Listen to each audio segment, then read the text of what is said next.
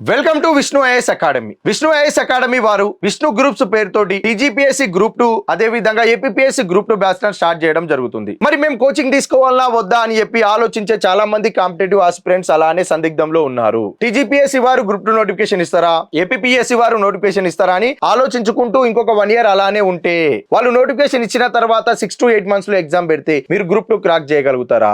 లేదు. టీజీపీఎస్సీ వారు నోటిఫికేషన్ ఇస్తారా అనే ఆలోచనలోనే మనం already 2 years గడిపినాం.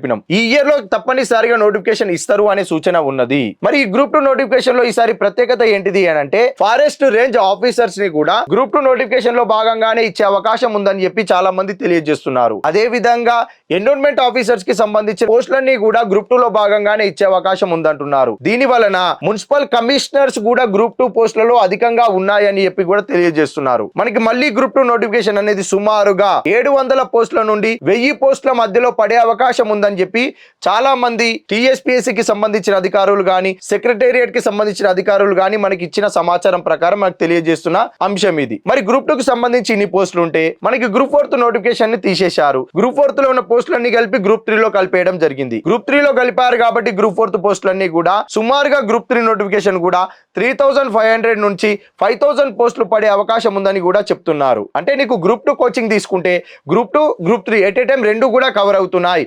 Group 2 syllabus group 3 syllabus as సమానంగా ఉంటుంది. ఒక తెలంగాణ మూవ్మెంట్ మాత్రమే మనకి గ్రూప్ 3 లో తక్కువ వెయిటేజ్ ఉంటుంది, గ్రూప్ 2 లో ఎక్కువ వెయిటేజ్ ఉంటుంది. నువ్వు గ్రూప్ 2 కోచింగ్ తీసుకుంటే group 2 at a time group 3 రెండు కూడా కవర్ అవుతాయి. ఎక్కువ పోస్టులు పడే అవకాశం ఉంది కాబట్టి ప్రిపరేషన్ స్టార్ట్ చేయడము ఉత్తమము. Thank you.